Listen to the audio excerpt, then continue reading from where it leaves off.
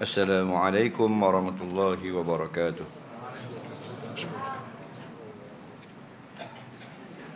Bismillahirrahmanirrahim. Alhamdulillahi rabbil alamin. Wassalatu wassalamu ala syarafil anbiya wal mursalin. Habibina maulana qudwatina uswatina sayyidina Muhammadin wa ala alihi washabihi ajma'in. Subhanaka la ilma lana illa ma 'allamtana. Innaka antal alimul hakim. Wa la haula wa la quwwata illa billahil aliyyil azim. Alhamdulillah, kita sambung pengajian kitab Simarul Lazizah malam ini di muka surat 6. Baris yang ke-13 daripada atas, berkata pengarang rahimahullahu ta'ala, dan wajib pada wuduk itu menghilangkan segala cemar-cemar yang menegahkan sampai air kepada segala anggota, melainkan jika adalah pada menghilangkan akan dia akan cemar, masyakkah susah yang sangat-sangat, dan seumpamanya segala cemar yang di bawah segala kuku, dan tiada memadai menyapu anggota yang dibasuh, tetapi tak dapat tiada daripada mengalirkan air atasnya atas anggota. Baik, kita sambung lagi tentang wuduk dalam bab wuduk. Bulan lepas rukun-rukun wuduk.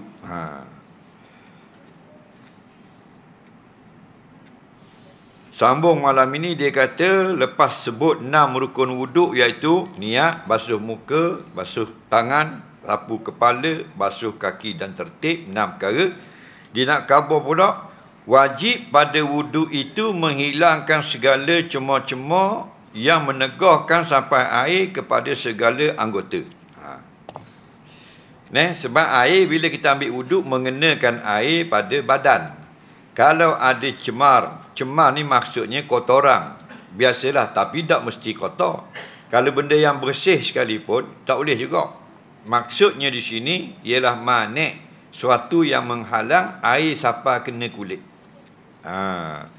Kadang-kadang yang menghalang itu benda kotor. Seperti daki. Kadang-kadang yang menghalang itu benda bersih, seperti lilin. Lilin nitik atas tangan, benda bersih, bukan benda kotor. Tapi bila ambil air, kawasan yang ada lilin itu tak sampai air. Kerana apa? Kerana ada lilin. Maka dia panggil tidak rata basuhan pada anggota wuduk. Nabi sebut dalam hadis-hadis sahih, walaupun tepat satu bulu roma sekalipun, kalau kita tak kena, tidak sah. Jadi itulah ulama buat syarat masa ambil wuduk, hendaklah air wuduk kena pada sekalian anggota wuduk, tidak ada yang menghalang. Jadi sini dia kata yang menghalang itu cemar-cemar, bahasa Melayu lama. Kitab kita mengaji ni, kitab orang Lingga sekarang. Okey? Bagi maklumlah. Lingga ni satu kepulauan di selatan Batam. Dia dalam apa benda ni, provinsi Kepulauan Riau.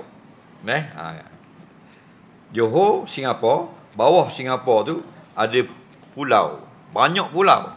Pulau tu adalah negeri di dalam Indonesia. Indonesia tu dia tak panggil negeri. Negara Indonesia, negeri dipanggil provinsi. Kita negara Malaysia, Kedah, Perlis, Pahang, negeri. Dia salah satu negeri dia atau provinsi dia ialah Kepulauan Riau. Singkatan dia Kepri. Ibu negeri dia Pulau Bentan, Laksmana Bentan, cerita P. Ramlee. Okey? Nama bandar Tanjung Pinang. Kita naik daripada Johor ke Tanjung Pinang, bot 3 jam 45 atau 3 jam setengah sampai. Dari Tanjung Pinang nak pergi ke Pulau Lingga ni lebih kurang 4 jam. Jauh lah, tapi sampai. Tak payah naik flight. Sampai di Pulau Lingga ditulis Ibu Negeri Tanah Melayu. Sebab apa? Sebab dulu kita punya ibu negara, itu Kesultanan Riau, Lingga, Pahang dan Johor di Lingga. Sebab tu kalau kita pergi di Lingga, pulau jauh dah di Indonesia tu. Dia cakap Melayu. Kalau orang Indonesia, saya Kalau orang Lingga, orang Riau, saya. Nah, nampak? Kalau orang Indonesia, Pulau Jawa, kita pergi di Madura, kita pergi di Sulawesi, kita pergi sampai di Sulu, sampai di Ambon, itu siapa? Tapi kalau di Lingga, kerana dia Riau, siapa itu? Jadi kalau kita tengok, macam Johor je. Jadi karangan ni karangan ulama Lingga. Ini bahasa dia. Termasuk banyak bahasa-bahasa Terengganu disebut di sana. Kita dapat kedai tengok kuih bakar, kuih lapis. Apa benda lagi? Pusu. Koko cicohnya. Faham? Tahu tak pusu? Kamu tak kenal, tuan tengok bola pun tak kenal pusu. Jadi antaranya lagi kulit sisi ikan. Sisi ikan ada atas tangan, keping. Besar tu sisi ikan contoh. Okey. Kita ambil uduk. Ambil uduk basuh kan basuh tangan wajib. Ada sisi ikan, tak kena kulit sini. Tak sah. Bila semayang tak sah. Kenapa semayang tak sah? Syarat sah semayang, ambil wuduk. Syarat ambil wuduk, rata air. Dah rata sakok dengan ni sisi ikan, dikira tidak berwuduk. Hadas tidak terangkat, maka semayang dalam berhadas. Sengaja tengok dah ada kulit ikan situ, tak buang juga, berdosa. Tak sengaja, tidak berdosa, wuduk tidak sah.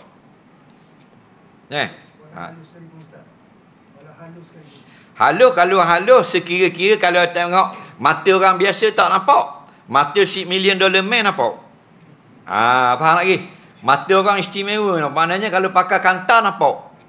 Okey, dimaaf. Ia masuk pada la yukallifullahu nafsan illa wus'aha. Allah bila suruh kita buat ibadat, dia tak berat siapa berdoa-doa lalu. Siapa nak tengok kantar, lepas tu kena cokeh pulak kulit pergi kat jabat kimia tengok DNA kena kedok. Bukan gitu agama. Mata kita nampak, tak maaf. Nampak terang nampak tak? Kena tanggal lah. Ni halus. Bila halus kita ada satu kaedah syariat kita, al-qalilu kal adami. Benda yang halus seperti tidak ada. Faham lagi? Dimaaf. Liling biasa orang main dia liling. Main ngecung. Main ngecung udak-udak betul dah. Kalau orang tua orang awak nerak batik ni. Chatting batik ni. Faham? Nerak kain batik. Kain batik kan genjit bubuh dalam liling. Genjih itu kena di kaki tak sedar. Pak, atau lukis drawing batik sutera. Kena sini tak sedar, sini ada liling, ambil uduk. Lepas sembahyang tengok ada liling sini. Bukan nampak baru nampak kulit, tidak sah. Sembahyang tadi tidak sah. Berdosa ke tidak? Tidak, kerana tidak sengaja. Tapi wuduk tadi wajib kena ulangi dan sembahyang kena buat semula. Dia gitu.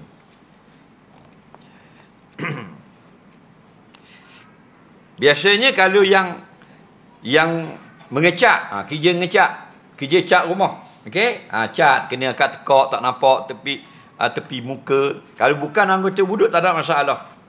Contoh cat kena atas belakang, dia bukan anggota wuduk. Faham?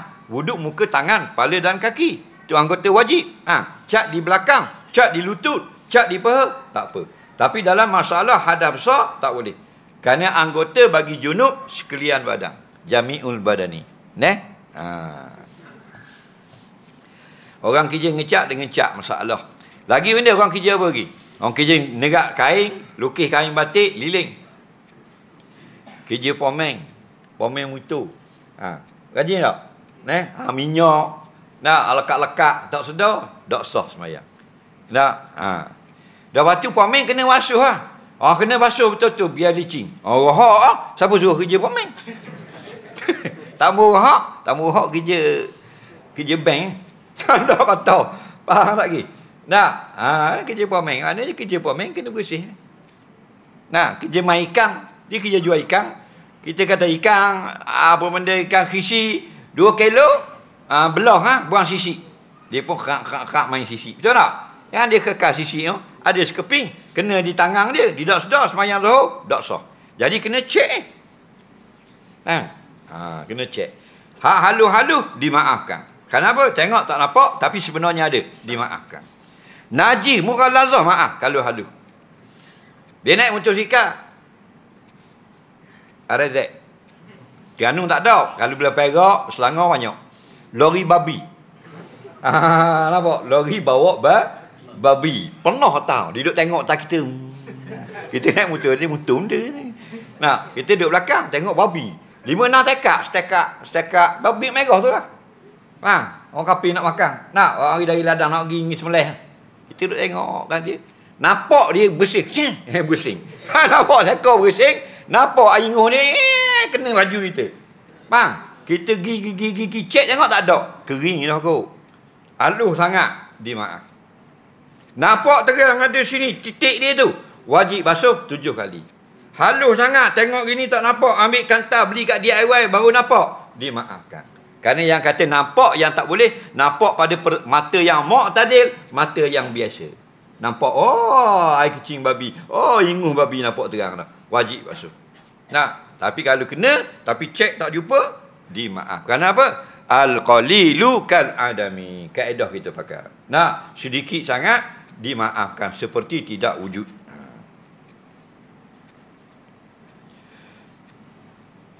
Lagi benda lagi. Orang ikan, orang daging, main daging, tak? Sisa-sisa daging ni celah kuku, momeng motor, momeng kereta, nak? Orang puang.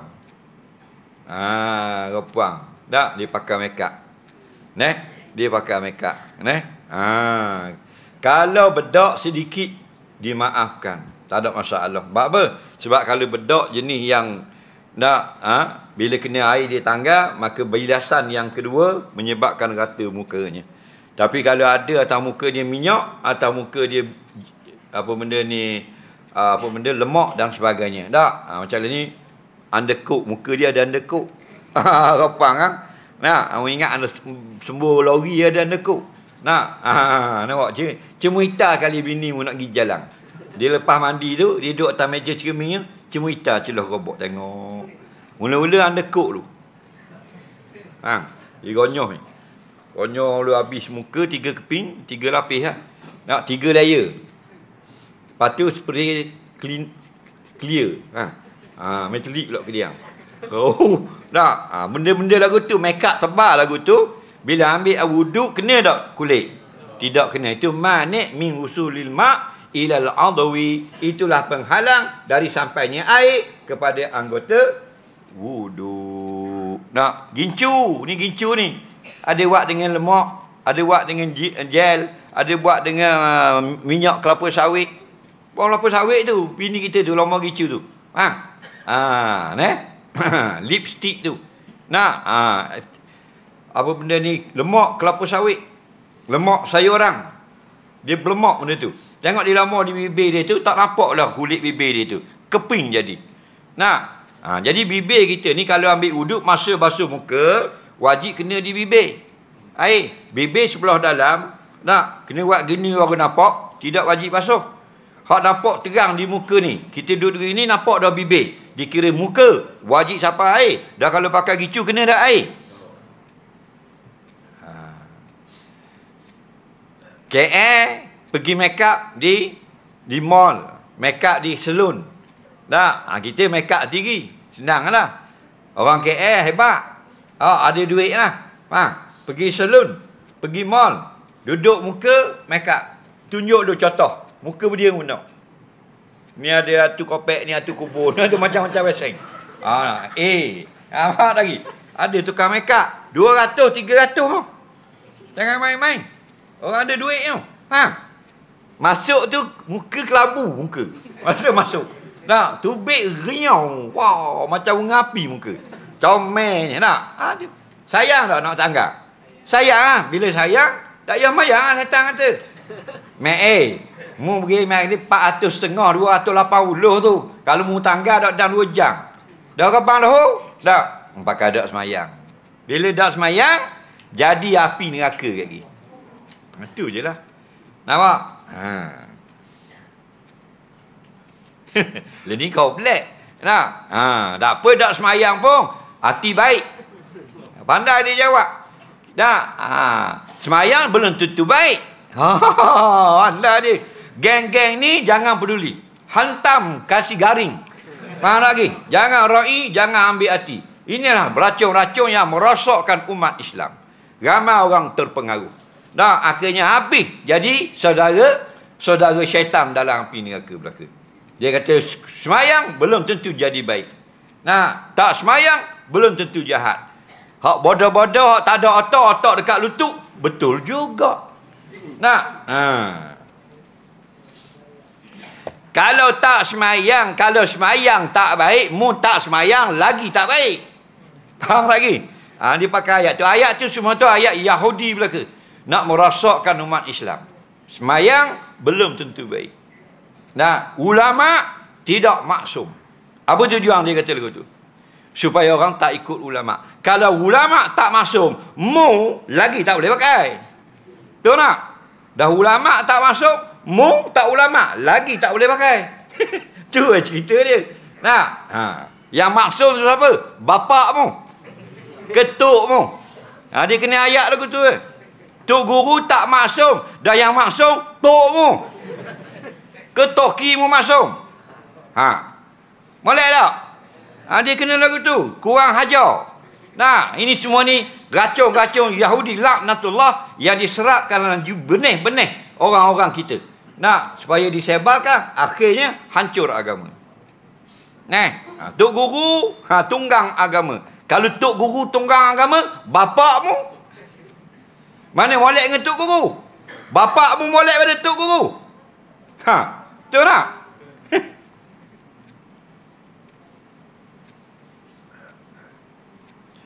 Jadi bila nak bersanding, kita ni bersanding baru pupah orang Mekah. Faham?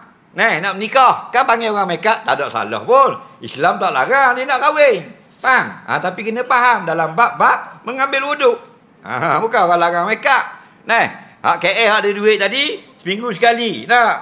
Ujung minggu, turun mall, pukul 12 tengah hari, letak muka. 2 jam siap, bergelik muka. 300 setengah, 280 bayar. Betul tak? Kita sekali seumur hidup. Bang, orang Terengganu. Panggil juru mereka, mari di rumah. Nak buat muka. Nampak? Muka daripada kelabu tiap anjing. Jadi macam Ratu Cantik Terengganu. Bergelik muka merah nyali muka macam anak anjing. Nak, comel datang, betul tak? Pukul 11 mereka, pukul 1 siap. 1:30 naik atas pelamin. Baru nak pijak pelamin, Allahu Akbar, Allahu Akbar. Zuhur pula. Teritahlah dalam hati pengantin perempuan. Semayang pun ni. Pasal dia orang beriman. Tak? Ada teritah. Syaitan pun keroh lalu. Bang,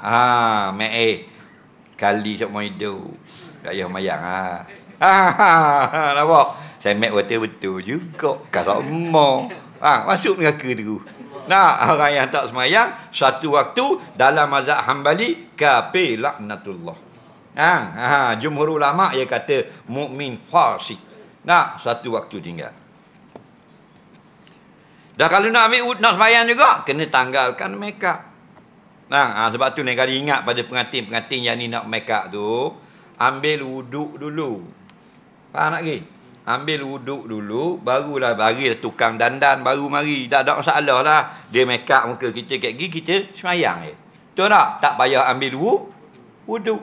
Dah kata tadi, jangan ketuk. Jangan hui patah, tepek plastar. Jangan hui tu biar angin. Sayang ke make up tadi.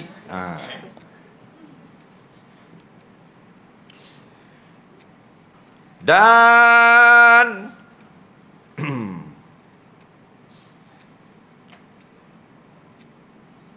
melainkan jika adalah pada menghilangkan akan dia akan cemar itu masyakkah kepayahan yang sangat, dan seumpamanya segala cemar yang di bawah segala kuku, dan tiada memadai menyapu anggota yang dibasuh, tetapi tak dapat tiada daripada mengalirkan air atasnya atas anggota. Baik, kalau kita gonyoh dah tak tanggal, dimaafkan. Kita pomeng, tangan kita hitam, kita nak semayang zuhur, kita pergi basuh. Letak sabun. Beli order Shopee sabun. Bayar RM3 dapat 2. Gonyong-gonyong. Bukan basuh air biasa. Sabun Shopee. Tangga dah. Tapi ada hak celah-celah kuku ni, kita tolak pun hitam lagi. Warna tu ada lagi, sikit-sikit, dimaaf. Kerana orang yang dibalakan dengan suatu pekerjaan diberi kelonggaran daripada orang lain. Okey? Sama macam orang yang ada baby tu tak selalu muntah-muntah dia kena pada baju mak dia, maka diberi kelonggaran bagi mak pakai baju yang kena muntah tadi, sikit-sikit kena dimaafkan. Nah, kerana dia mengasuh bayi yang kecil. Tapi tidak dimaafkan pada orang lain. Kita yang jenis bersih, kena bayi punya najis, wajib basuh. Orang yang menguruskan bayi, kena sedikit dimaaf. Okey? Kita ambil air, kita buat gini. Ambil tisu, bor dalam air, perah, basahkan, buat gini je. Tidak sah. Nampak? Kerana Allah sebut dalam Quran, farsilu. Hendaklah kamu basuh. Maknanya air itu lalu ke atas anggota. Nah, air itu berjalan di atas anggota, berlari.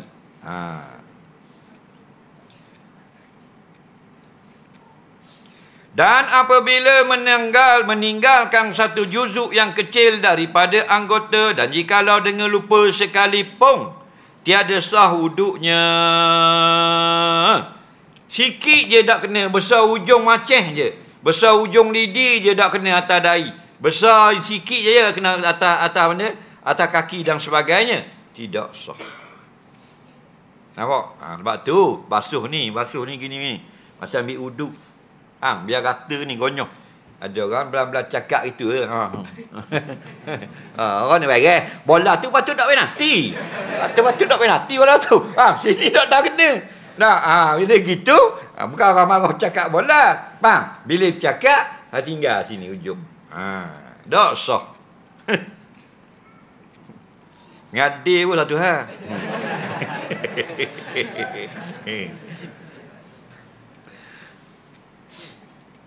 Hinggalah dibasuhnya. Sikit tu tak sah juga. Tidak sah. Dah bila sah, hingga sampai dibasuhnya. Nampak? Jadi kalaulah kita ni sudah sampai basuh kaki, teringatlah dekat siku tadi tak kena air, maka kena ulang balik basuh siku. Tak payah basuh muka dah. Tinggalkan basuh kaki, tambahkan basuhan pada siku supaya sah tangan. Maka setiap yang lepas tangan tadi semua tidak sah, kena buat semula kepala dan kaki. Kerana nak sah anggota yang kemudian, mesti sah anggota yang dahulu. Nak sah basuh tangan, mesti sah basuh muka. Nak sah sapu kepala, mesti sah basuh tangan. Nak sah basuh kaki, mesti sah dulu sapu kepala. Samalah kita dalam sembahyang, nak kata sah rakaat, mesti sah Fatihah. Nak sah Fatihah, mesti sah takbiratul ihram. Itu takbiratul ihram tidak sah, maka sembahyang tidak batal kalau tercabut kain. Faham lagi? Dia takbir tak bunyi. Syarat sah takbir berbunyi Allahu Akbar. Dia tak bunyi. Faham lagi? Tak bunyi. Tak ada seorang pun sahabat Nabi riwayat hadis Nabi buat tak ada. Semua sami'tu Nabi sallallahu alaihi wasallam qala, kata Abdullah bin Umar, aku dengar Nabi berkata, Allahu Akbar. Alif lam la ha, alif ka bera. Mari kita Kemudian kainnya koyak ketika rokok, tidak batal. Faham lagi? Dia rokok, kain koyak, nampak punggung dua ti. Nampak apa tu pula ketang duyo api. Faham tak? Paruk banyak. Dua lalang tak bakal. Nampak punggung gitu dah batal. Tidak batal. Kenapa tidak batal? Takbir tidak sah. Faham lagi? Kerana dia tidak solat. Yang kata batal ialah didahulukan oleh sah. Sembahyang yang sebelumnya sah. Datanglah koyak, baru batal. Faham? Orang tak puasa Ramadan, dia tak puasa. Faham? Pagi tu dia makan dah pukul 6.30. Geng supir hitam. Pukul 12 dia pun geng-geng dia beli nasi, lauk benda, ikan merah gula kuning. Macam-macam biasa zaman dulu. Faham? Beli, makan atas buka atas motor ke laut. Pukul 12 tengah hari. Batal tak puasa? Tak lagi tak puasa. Tak batal. Nampak? Dia batal ni orang yang puasa. Maka takbir. Ha. Mana ada mazhab mana ha gitu. Hayau ping bunyi. Allah.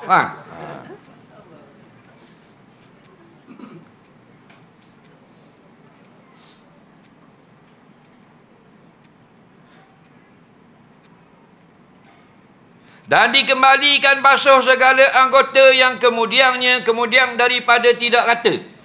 Ulang balik, kita sampai kat basuh kaki, teringatlah siku kiri tak kena air rupanya. Maka kita masuk balik ke siku kiri, basuh dengan air, sambung balik, lepas tu buat balik yang lepas tangan. Wamsahu birusikum, sapu kepala wajib. Kemudian dalam hadis kata, sapu telinga dengan air yang baru 3 kali, itu sunat. Lepas telinga, wa arjulakum ilal ka'bain, Allah tambah lagi. Maka kaki kamu pula basuh. Kerana basuh semula, sebab tadi kata tidak berlaku pada basuh tangan. Dan bermula segala sunat itu sangat banyak. Banyaknya sunat. Ada setengah ulama bilang ada 40 sunat wuduk. Ada yang bilang 72 sunat. Nah, banyak sunat. Apa banyak sangat sunat?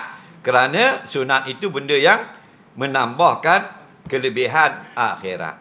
Ada orang masuk syurga dengan yang wajib. Tapi ada orang masuk syurga dengan yang sunat. Kita tak tahu. Maka perbanyakkan yang sunat setelah kita jaga yang wajib. Faham? Ada orang dengan sunat dia masuk syurga. Sebab apa? Contoh bila ditimbang dosa dan kewajipan yang dia buat, dia buat yang wajib dapat 100 kilo. Hak wajib dia buat, contoh timbang 100 kilo. Lepas tu timbang dosa 111 kilo. Gua nak kira. Nampak tak? Kalau ikut ayat tu, man sakulat wa amman qafat mawazinuhu fa umuha hawiyah. Siapa yang ringan dan pahala daripada dosa masuk neraka. Pahala hak wajib dia buat 100, dosa 110. Masuk neraka. Tiba-tiba ada hak sunat 20 kilo. Tambah yang sunat 20 kilo, jadilah kebaikannya 120 kilo, maka yang jahatnya 110 kilo. Masuk syurga. Dia masuk dengan sebab yang sunat. Sebab tu Nabi berlari bila orang minta sedekah. Nabi nak sampai rumah dah, orang minta sedekah. Nabi cek, tengoklah kau cek, tak ada apa. Kosong. Berlari ambil di rumah. Sampai kat dapur, tengok ada sebiji kurma. Takut miss. Takut tak sempat sedekah. Ambil sebiji kurma. Aisyah kata, hey, kita nak makan, kita punya. Nabi belah dua. Bini sebelah, faham tak lagi? Nak, orang minta sedekah sebelah. Faham tak? Padahal sunat. Lalu Nabi berkata, ittaqun nar walau bisyaqi tamrin. Nak lindungkan diri kamu, jangan bagi masuk neraka, walaupun dengan sedekah sebelah buah kurma. Kisah ni. Sebelah. Bayang kalau buat masjid. Bayang kalau buat masjid. Nabi tak ada duit macam kita. Siapa boleh buat masjid pula surah. Nabi miskin.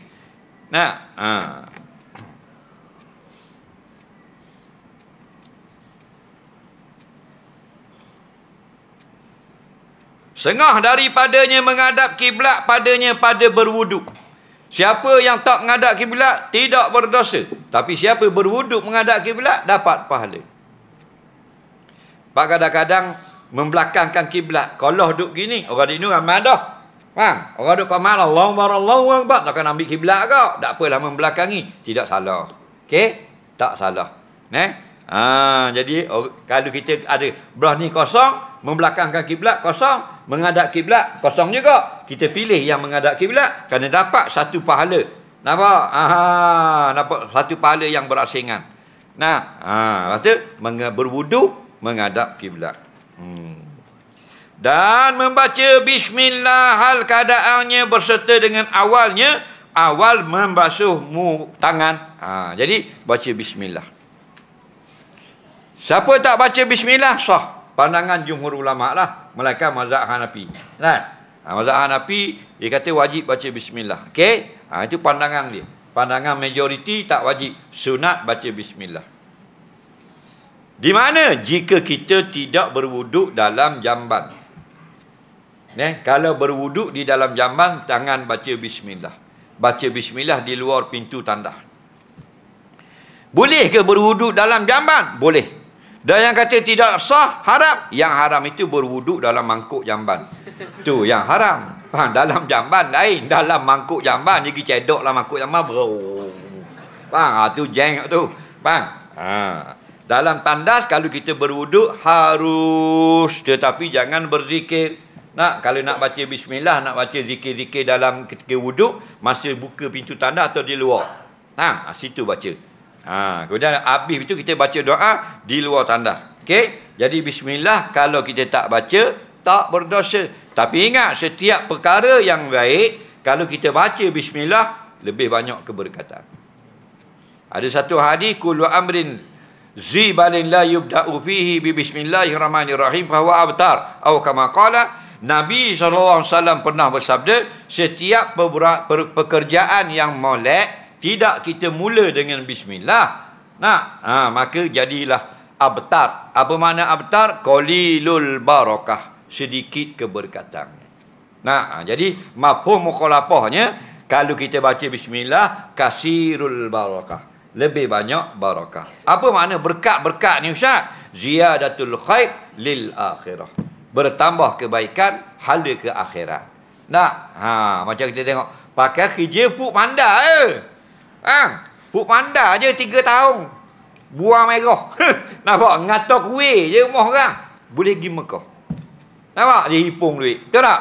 Sikit dia dapat pada orang lain. Ada CEO tak pergi Mekah, tak pergi Beijing, Tokyo, Beijing, main salji. Tak apa Mekah. Tapi orang ni puk panda je. Maknanya grek je. Ngata orang panggil. Atau suatu pompiang. Orang suatu nasi ayam. Nasi ayam. Boleh 2 ya, boleh 3 ya. Dia simpang duit.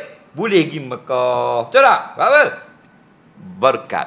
Apa makna berkat? Ziyadatul khair lil akhirah. Bertambah dapat buat benda-benda baik yang halanya menuju ke akhirat.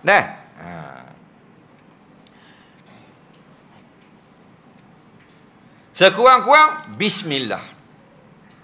Afdal bismillahirrahmanirrahim. Masa mana kalau Nabi wuduk, kita pergi di paip, ni bukan ni lah. Biasa bukan jambang ni, di luar ni kat tempat ambil wuduk, okey? Buka paip, tak ada tangan, bismillahirrahmanirrahim. Afdal bismillahirrahmanirrahim. Tapi sekurang-kurang bismillah sudah memadai. Siapa yang kata bismillah, kata ulama, maka dia sudah mengamalkan sunnah. Tapi dia kata panjang, bismillahirrahmanirrahim, lebih afdal. Bismillah, sekurang-kurang. Pendek pada tu, tidak dapat pahala. Bismi. Tak dapat pahala. Tak dapat pahala. Kerana tidak ada makna. Kalau bismillah dalam hati, Ustaz? Kalau baca bismillah dalam hati? Tidak mengikut sunnah. Kerana Nabi baca di mulut. Okey? Baca bismillah dalam hati ni, Masa dalam tanah. dalam tanah boleh ya? Boleh ya? Maka harus kata ulama menyebut nama Allah di dalam hati ketika sedang qadal hajat. Faham? Harus. Di mulut ada tak benda yang dilarang? Nampak? Contoh benda yang baik dilarang. Tengah berok, subhanallah, subhanallah, subhanallah, subhanallah, subhanallah. Nampak? Tengah berok. Apa benda doa-doa lalu ni? Hak power ke tengah jimat, alhamdulillah, alhamdulillah, alhamdulillah. Berat penyakit. Dia buat suka dia je.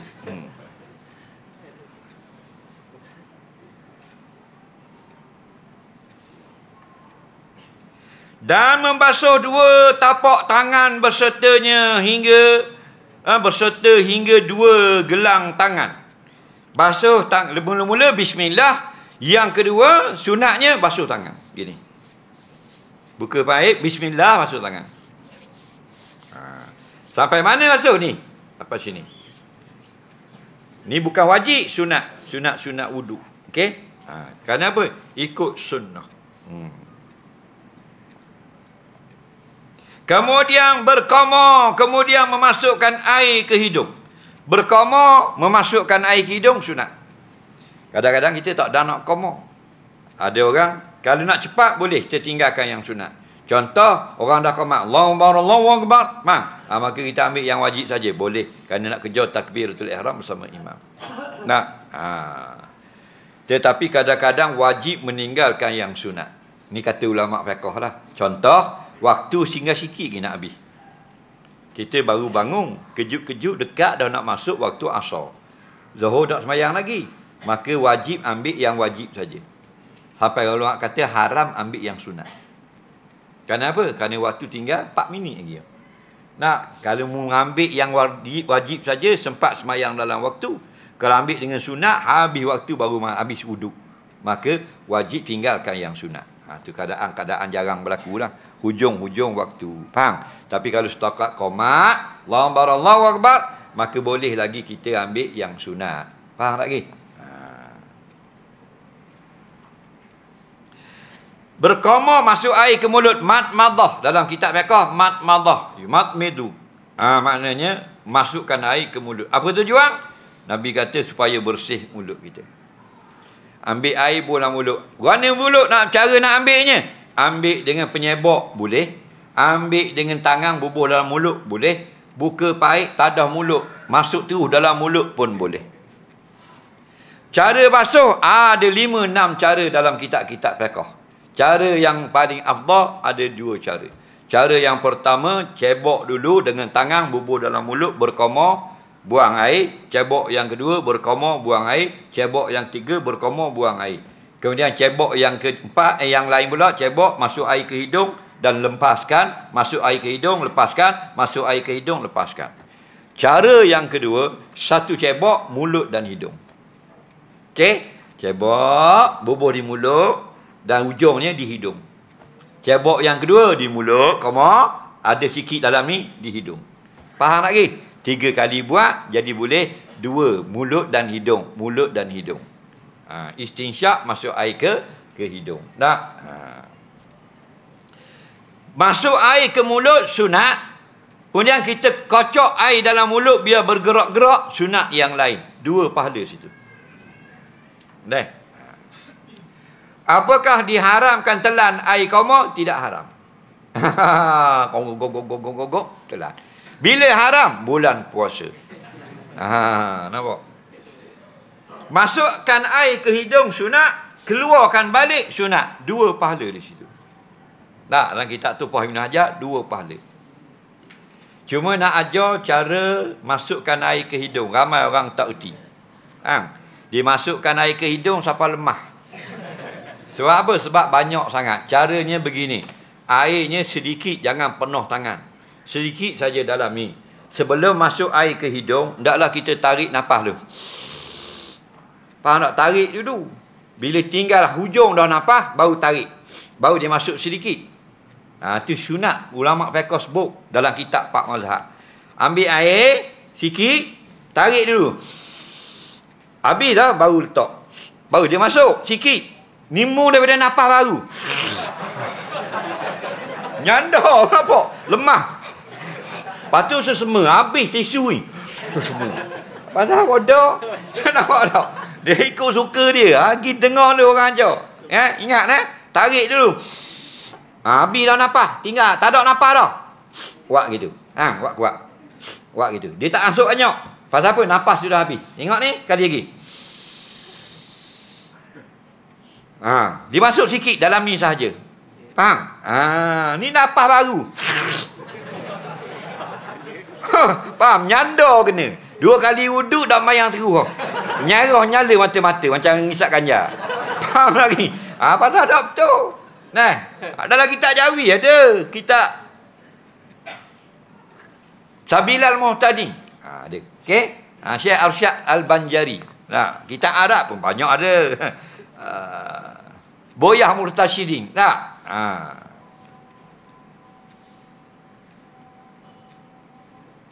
Sikit kita. Dan menyapu kepala sekalian, kemudian menyapu 2 telinga. Kepala, mana-mana yang wajib ialah sapu rambut atau kepala sah dah. Itu yang wajib. Rambut kita Lebat sangat rambut, tak nampak kulit kepala. Kita ambil air, kena rambut je. Sah. Atau rambut kita tak ada, kepala kita tak ada rambut. Kita sapu tak kena rambut, kena kepala. Faham? Sah juga. Atau dia pilih. Rambut dia, kepala dia ada rambut sikit, tak ada rambut banyak. Tak tahu. Rambut dia ada tepinya. Tengah ni padang kau. Dia pun boleh buat pilihan. Nak buat kena kulit saja sah, nak buat kena dua-dua pun sah. Itu orang panggil fiqh. Di segi sah saja. Tapi kita nak dapat afdal, kita buat yang Nabi tunjuk. Basuh satu kepala. Kan cara Nabi basuh dalam hadis 3. Pertama basuh sutir kepala, basuh semua. Yang kedua Nabi basuh ubun-ubun saja. Yang ketiga Nabi basuh atas serban. Okey. Tapi airnya masuk ke dalam. Nampak? Jadi yang afdal basuh sutir kepala ni, letak tangan gini ni. Buat lagu ni. Tapi kalau kita tak mau basuh sutir kepala, kita selok gini, nak nampak rambut, ambil air buh gini saja. Dia panggil ubun-ubun. Faham? Sah. Okey? Orang Terengganu panggil benda ubun-ubun. Hei, ngaruk. Orang KL, JDT, ubun-ubun. Terengganu, TFC, bubung. Bubung, faham? Bubung, Terengganu panggil bubung. Bubung. Bukan bubun. Bubung. Terengganu tak kerti. Bubung. Ni. Bahasa baku, ubun-ubun. Mana 1/4 kepala Nabi basuh. Dalam Nailul Autar, 1/4 kepala Nabi basuh. Sunan Abu Daud. Ni, 1/4. Apa dia panggil 1/4? Kerana kepala manusia 4 tapak tangan. Tidak lebih. 1 tapak tangan, 2 tapak tangan, 3 tapak tangan, belakang bubuh gini cukup. 4 tapak tangan, 1 kepala manusia. Saya ni 1, 2, 3, 4. Faham tak lagi? 4 tapak tangan tu kepala manusia. Siapa yang ukur 5, alien. Faham lagi? Bukan makna sempurna lah. Abnormal. Dia panggil tak normal. Nah, tengok. 1, 2, 3, 4. Dia panggil 1/4. 4 ni lah, baru sutir kepala manusia. Lepas tu dalam kitab fiqh, dalam kitab hadis 1/4.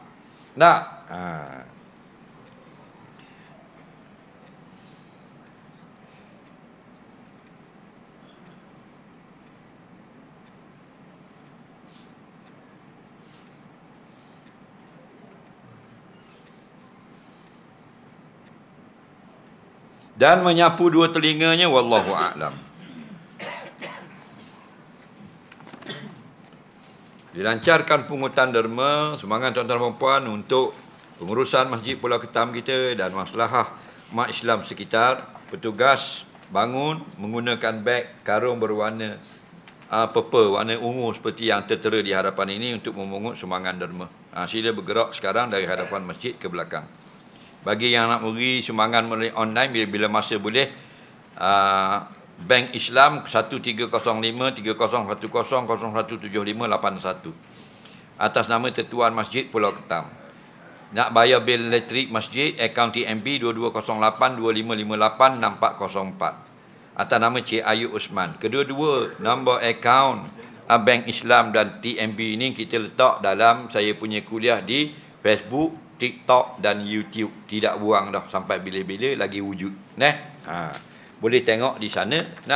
Type kuliah Masjid Pulau Ketam, di bawah skrin tu ada tertera nombor akaun masjid. Bukan akaun saya tu, akaun masjid. Kalau akaun kita lama dah aku pakai Ferrari. Kutip sampai belakang, pelan-pelan kutip.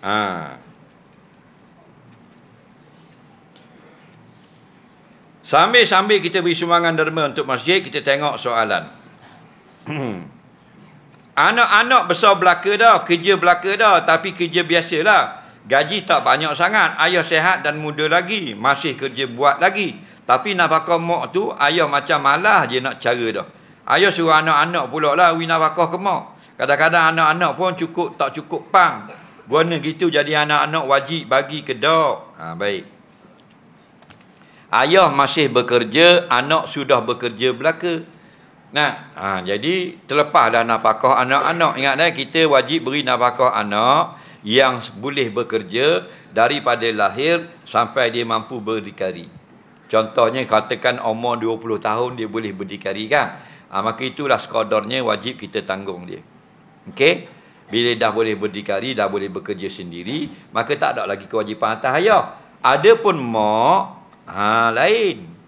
Mak ni sampai mati. Faham? Jangan bila tua dah, tak beri nafkah. Nah, wajib beri sampai mati atau sampai bercerai. Itu pun selepas edah. Tak? Jadi ayah ni dia berasa malas nak cara ke mak. Malas nak UBT. Pasal tak? Barang-barang reject dah. Nampak? Tua dah. Tak apa nak tidur sama dah. Ayah tidur bawah. Mak tidur atas gerai tau mak. Enggak ayah UBT. Suruh anak-anak lah UBT belanja. Tak boleh lagu tu. Melainkan anak tu kata, ayah tak ayah wiyah piti ke mak bulan-bulan. Faham? Piti ayah tu sipang lah. Pasal kita kerja belaka dah, kita nak uwi piti ke mak. Faham? Kalau lagu tu boleh. Jangan ayah pula kata, mu apakah beri pula dah besar panjang dah. Ya anak-anak malu ke ayah, terpaksa kena beri. Tak boleh. Pasal kewajipan kita. Ayah kena beri ke mak sampai mati.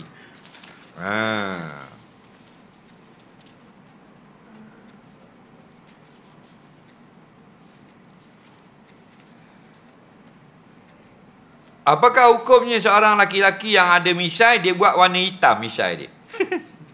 Kerana sudah putih. Misai jadi putih dah. Jadi dia pun celup warna hitam. Beli magic, bahang magic.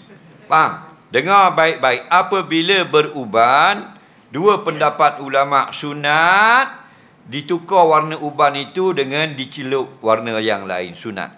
Pendapat yang kedua, harus. Larang tak ada. Okey, siapa yang rambut uban, sunat, dia dye rambut dia. Nampak? Pendapat pertama sunat, pendapat kedua harus. Faham? Dia celup rambut dia dengan warna-warna yang halal. Okey? Jadi atas kaul ini, pandangan majoriti iaitu jumhur ulama, semua warna melainkan warna hitam.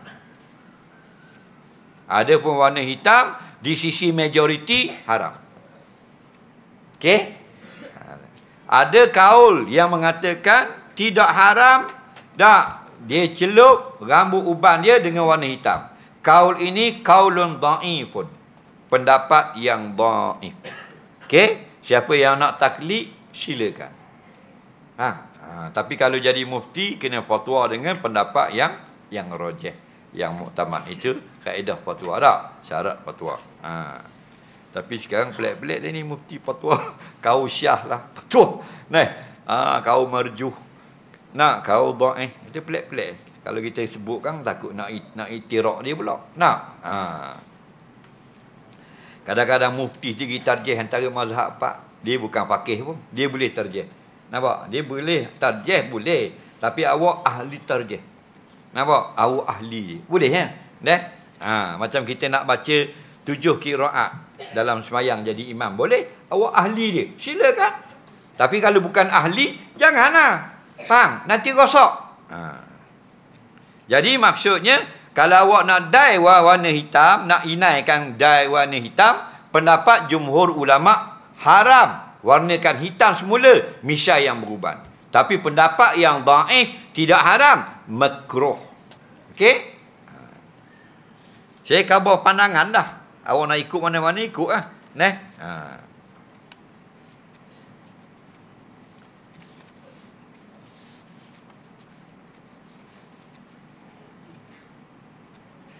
Terlalu banyak tinggal solat di zaman dulu. Macam mana nak pastikan cukup dah qada yang kita tinggalkan? Baik. Kalau banyak sangat tinggal solat, maka kita tak pasti adakah sudah cukup atau tidak. Sebab kita tak tanda solat. Orang tinggal solat dia tanda tak? Dah, dia pergi tengok wayang, 1 maghrib, tanda bulan dari. Tak ada. Duit baru dia tanda. Pinjam RM1, RM1. Jadi akhirnya 20-30 tahun lara, beratus-ratus, beribu-ribu solat. Tak tahu 400 waktu ke 800 waktu, tak pasti. Okey? Jawab ulama-ulama. Naklah kita qada sampai pada bilangan yang kita rasa sudah lebih. Tidak tahdid, tidak ada sukatan yang tepat, tapi kita rasa sudah lebih. Zon sudah lebih. Rasa macam sudah lebih, maka boleh berhenti. Faham lagi?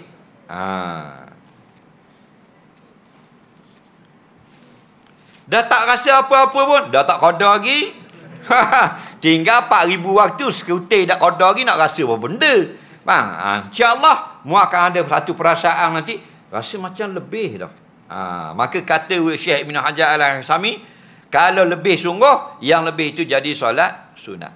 Kalau tak cukup, padahal tersalah, fa amruhu ilallah. Serah perkara itu pada Allah. Wa kana Allahu ghafurur rahima, adalah Allah Maha Pengampun, Maha Kasih Sayang. Okey? Soalan seterusnya. Selepas kita solat tahajud, mana lebih baik? Zikir dengan wirid ataupun kita baca Quran? Semua baik. Al-Imam An-Nawawi sebut dalam kitab Azkar, sebut dalam kitab At-Tibyan fi Adabi Hamalatil Quran, dalam bacaan lepas bacaan tahajud, lepas solat tahajud, hendaklah kita berzikir atau baca Quran. Nampak lagi? Jadi berzikir dapat pahala, baca Quran dapat pahala. Dua-dua ni memberatkan timbangan pada hari akhirat. Okey? Dah saya nak yang terbaik. Terbaik dua-dua, Pak. Nak yang terbaik, buat zikir dan baca Quran. Lepas tahajud, ambil tasbih, la ilaha illallah, la ilaha illallah. Lepas tu dapat 100 kali, selawat 100 kali, baca Quran. 3 muka padang dah. Man qara'al Qur'ana fi yawmin wa lailin 50 ayatan lam yuktab minal ghafilin. Siapa yang baca Quran sehari semalam 50 ayat saja, tidak lagi tergolong dalam orang yang lara.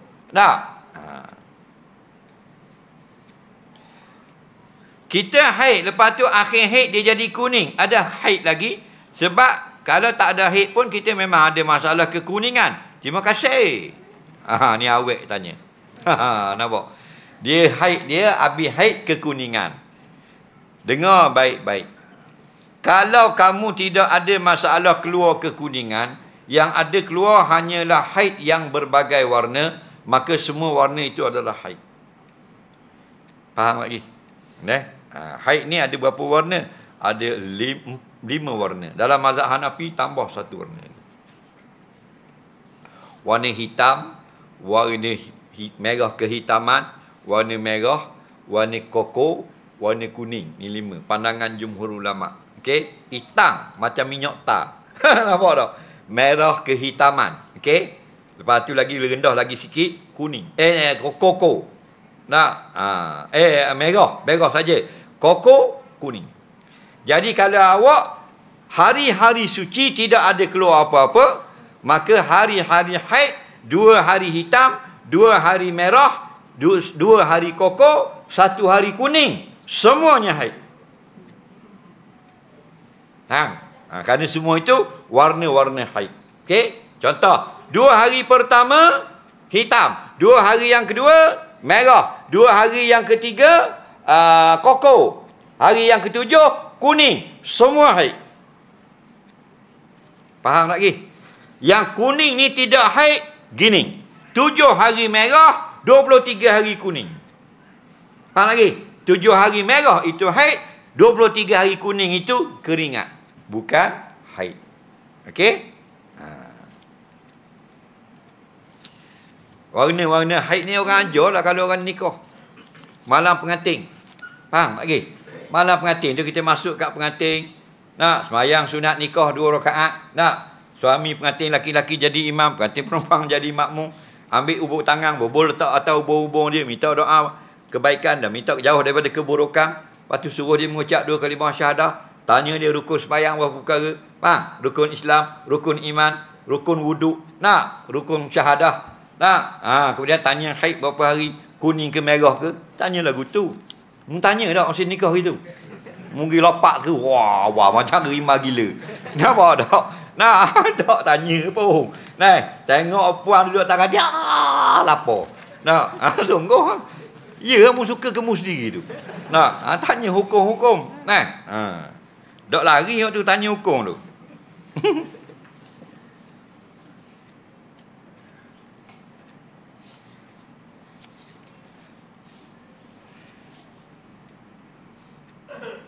Bagaimana cara mendapatkan menangis di dalam solat? Nak dapatkan menangis dalam solat. Menangis sebab apa? Menangis kerana kena semayang. Itu lain tu. Orang suruh semayang, tak mau semayang. Orang paksa kat semayang, menangis. Macam budak-budak tu menangis. Tak boleh tu. Menangis kerana takut kepada Allah. La yalijun nara ainani. Dalam hadis, tidak masuk neraka dua jenis mata. Mata yang pertama, ainun bakat min khasyatillah. Nabi sebut, mata yang menangis kerana takut pada Allah. Wa ainun batat tahrusu fi sabilillah. Dan mata tentera-tentera Islam yang menjaga sepadan negara umat Islam. Tak tidur malam. Tak. Mata tu tak masuk neraka. Jadi siapa yang matanya menangis kerana takut pada Allah, mata tu tak masuk neraka. Maksud mata tak masuk neraka, kata Syekh Imam bin Hajar Al-Asqalani Al-Hafiz, maksudnya tuang dia tu tak masuk neraka. Bukan makna mata saja. Nampak? Dah. Al-ibratu bil juz'i wa iradatul kulli. Nah, Nabi buat ibarat dengan mata juzuk saja. Yang dikendaki maksudnya ialah sekalian ini. Faham? Keseluruhan tubuh. Maknanya tuang dia tu tak masuk neraka. Bukan makna mata tak masuk neraka, mata tak masuk. Tubuhlah neraka, mata duduk dua. Mata. Kan gitu. Rawam dia, anguh kau. Nah, mana mata tak masuk neraka, orang ini diselamatkan Allah daripada neraka dengan sebab jasa matanya. Jadi, menangislah. Nak nangis kena faham apa yang dibaca oleh imam. Betul tak? Tak boleh tafsir tak apa. Boleh terjemah. Nampak? Sebab itulah kena ada terjemah Quran di rumah. Faham lagi? Kena ada. Belilah terjemah Quran pimpinan Ar-Rahman ke. Ini banyak terjemah. Ini yang ringkas. Mukhtasar Ibnu Katsir. Syekh Ali Sabuni terjemah. Sekarang dah ada Rumi. Betul tak? Tafsir Hamka tebal sangat. Ni pinipi pada anda. Jalan lain. Rumi dah ada dah. Tak? Terjemahan dia. Kata Imam Al-Ghazali, kalau tak menangis juga, buat-buat menangis. Buat-buat macam menangis. Faham? Kerana payah sangat nak menangis. Buat-buat menangis. Kerana kita ni kalau bab akhirat payah menangis. Biasa kita menangis pitih ya. Hilang motor, pitih orang dak raya. Dak raya pitih aku. Faham lagi? Tak dapat berim. Buat-buat menangis dikira macam menangis dah.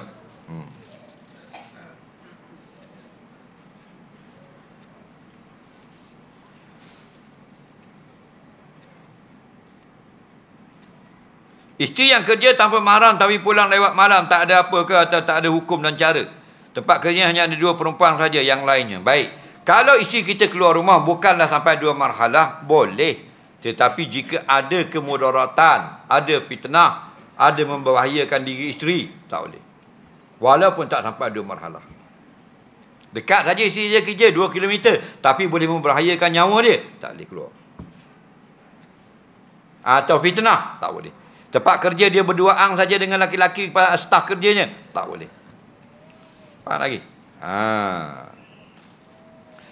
Pasal walaupun yang kerja tu pasal staf dia tu laki-laki yang sudah tua, tak boleh kau. Tua dah tak, staf saya dah memang sebilik, tua dah, 60 lah, 60 dia. Dah rot cetang dah ustaz. Dah rot lagi, dah mari seh lagi. Dah mari seh lagi, dah cukup tapak pun nak lari lagi. Jangan main ayam tak patut, itik sudu. Soalan seterusnya.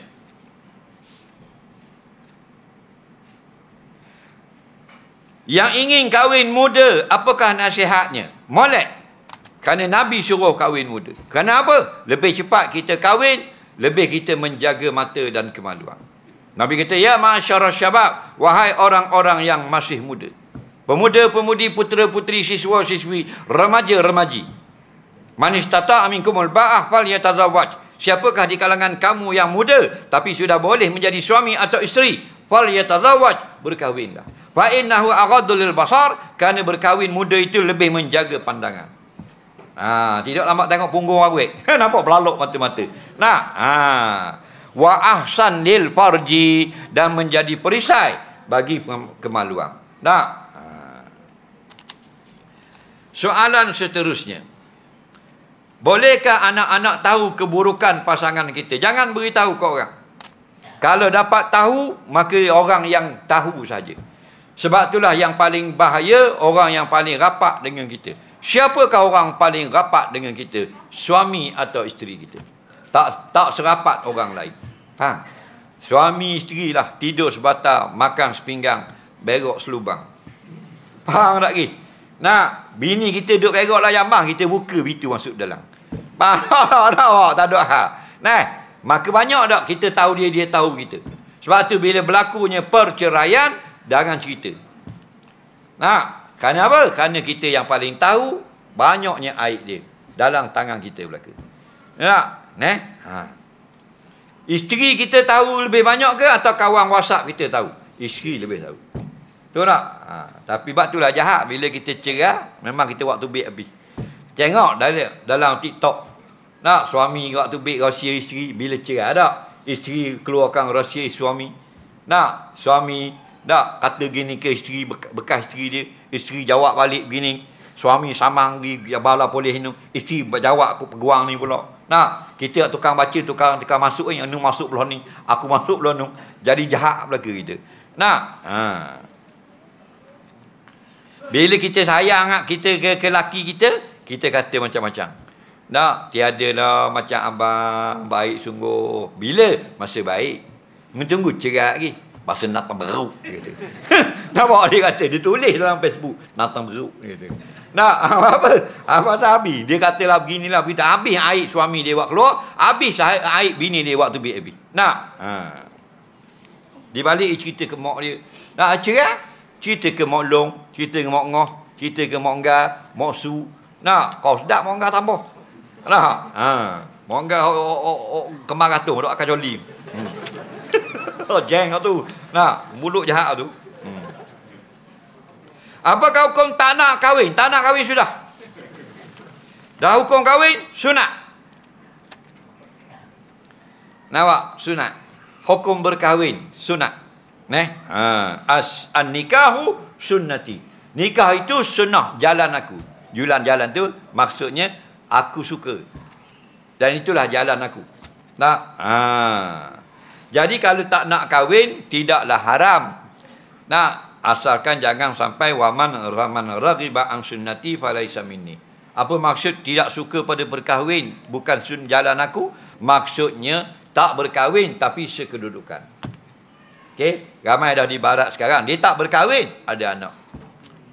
Tu pemain bola Portugal nama apa? Ronaldo. Ada bini tak?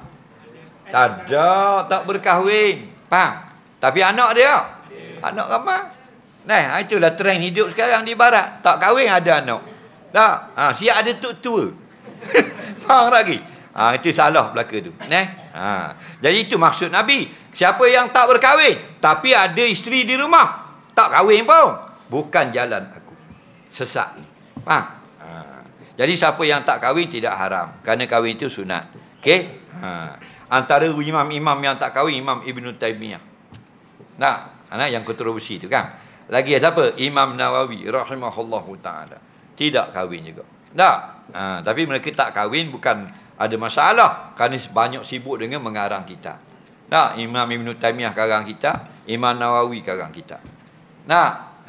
Kita tak kahwin pasal ada 40 lebih girlfriend. Milih sangat apa tak kahwin. Girlfriend aja 40 orang. Masalah kita ni. Soalan tu, apakah syarat untuk bunuh jin Islam, jin kafir yang tak nak keluar dalam tubuh badan manusia? Kalau jin itu jin Islam, dia akan keluar. Kalau tidak mahu keluar, jin kafir. Nabi kata, kalaulah datang ular masuk dalam rumah kita, jangan terus bunuh. Tapi kata, ukhruji min baiti. Keluar dari rumahku, dalam kitab-kitab hadis. keluarlah kamu wahai ular daripada rumah aku. Jika, kenapa? Kerana ular itu boleh jadi ular betul atau jin. Faham? Ular masuk dalam rumah, kita ular. Nak, suruh dia keluar. Kalau dia ular betul, nak, dia tak keluar, kita kata mampu. Betul lah, kerana Nabi suruh bunuh ular. Okey, kerana membahayakan orang lain. Kalau dia jin Islam, dia keluar. Nanti tepat ni, dia akan keluar. Tapi kalau dia jin kafir, dia tak keluar. Ataupun dia buat macam-macam hal. Nak datangkan masalah dalam rumah orang Islam. Okey? Jadi bila kita kata, tak ada masalah. Kerana pernah, dia tak keluar. Dia tak hambat pun, dia jumpa ular dalam rumah, terus dia pukul mati. Bila mati, jadi orang. Jadi jin. Jin tu jin Islam. Nabi pun marah. Lain kali jangan terus pukul, hendaklah kata keluar daripada rumahku. Dalam kitab ni, ukhruji min baiti. Keluarlah kamu wahai ular di dalam rumah daripada rumah aku. Faham? Tapi kalau di Malaysia tak tahu. Nampak? Dia takut tak faham Arab. Ular dia. Ukhruji min baiti. Senyap. Ukhruji min baiti. Ular kata, "Apa?" Tak faham. Nampak tak? Nampak? Keluar dari rumah aku. Dia, apa keluar? Dia pun keluar. Tapi kalau ular JDT dah. Kalau ular Terengganu tak lebih. Keluar. Keluar. Tubik. Tubik. Kalau ular duyung lah. Ular pula ketang. Kalau berang tak lebih. Tubik. Tubik. Tubai. Nampak? Dia bahasa masing-masing. Jadi gurau dah pula. Baik, nak kabos itu, kalau kamu suruh dia keluar daripada badan, insya-Allah jin yang jahat kadang-kadang dia keluar. Kerana pernah berlaku jin yang jahat yang ganggu orang. Jin Islam tak ganggu tubuh orang. Jin kafir dia ganggu orang. Di zaman Imam Hanbali, pernah berlaku seorang pekerja perempuan di istana dirasuk jin. Merau, orang pergi panggil habis. Tok Bomo apa panggil, tak riping dah jadi apa dah. Faham? Lalah kali nak ikhtiar, ada seorang nama ni Imam Ahmad Ibn Hanbal. Ada di Baghdad, mungkin panggil, orang kata pandai sangat, ulama besar, pengarang kitab hadis, suruh kata raja khalifah suruh mari istana. Jadi orang-orang istana pergi rumah Imam Hanbali. Imam Hanbali kata, suruh dia mari sini. Aku dah pergi dia ni nak mengajar orang ramai, nak ngaji. Faham? Kita kalau raja panggil kau ni, raja panggil ustaz. Ngakak ke berok pergi. Tak pergi. Nampak tak? Nok-noknya. Dah pergi Imam Hanbali. Kata boleh buat mari sini. Lepas tu dia pun khabar ke raja, dia tak mau mari, dia suruh kita pergi kat dia. Nak? Raja kata, khabar molek ni raja panggil. Bukan barang-barang orang. Faham? Pergi sekali lagi, tak mau pergi kau. Gini lah. Ambil selipar saya. Dah payah orang nak mari, ambil selipar. Diwi selipar Imam Hanbali. Beri kepada khalifah. Suruh khalifah akak selipar tu atas orang puang yang kena rasuk jin. Akak tinggi daripada gini. Faham? Kata kepada perempuan itu, wahai jin yang ada di dalam badan perempuan ini, mungkin kena keluar daripada badannya sekarang juga. Jika tidak, aku pukul kamu dengan selipar Ahmad anak Hanbal. Mu kata gitu. Nak balik raja buat. Raja buat akak selipar. Maknanya selipar di ulama atas depan raja ni. Faham lagi? Nak khabar hak tinggi sekali kedudukan ulama. Faham? Ambil selipar atas kepala. Bila akak gitu kata, jin tu keluar warna hitam. Keluar daripada belakang. Keluar ke belakang warna hitam, jin tu kata, mujur suruh keluar daripada badan. Kalau suruh keluar pada bumi Iraq, aku keluar habis keturunan daripada Iraq. Malu ke Imam Ahmad bin Hanbal. Orang yang takut pada Allah. Tak? Kita jin alu kita. Dok alu kita anak-anak jin tu. Faham lagi? Nah.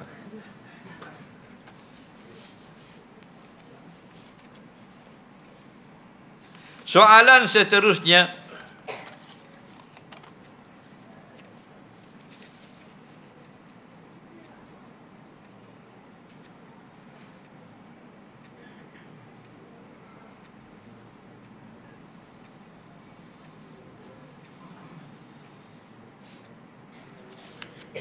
Pengantin perempuan masuk rumah orang laki-laki, duduk rumah mertua. Kalau kita duduk tu dah dalam masa seminggu tu wajib tak nafkah. Di mana kita berlaku tamkin, di situlah bermula nafkah. Walaupun duduk di rumah mertua. Contoh pengantin laki-laki tak ada rumah, duduk rumah mertua dalam bilik. Lalu dihantarlah pengantin perempuan masuk dalam bilik. Bila pengantin laki-laki sudah ada kemungkinan, peluang boleh menyentuh pengantin perempuan, itu dia berlaku tamkin, penyerahan diri. Maka bermula nafkah. Tapi kalau dia masuk orang perempuan dalam kotak cermin, pengantin laki-laki pegang tak boleh, tidak berlaku tamkin. Okey. Soalan seterusnya sikit lagi.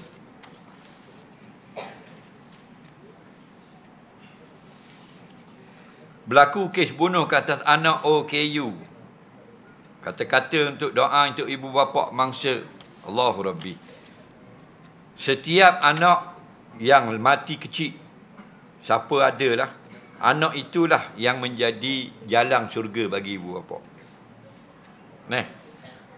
Kalau anak itu sudah dewasa tetapi OKU, yang tidak dapat menggunakan akalnya dengan betul, juga dikira kanak-kanak. Batu bertuahnya ibu bapa ni bukan yang anak mati. Anak dia tu masalah. Ibu bapa tu bertuah.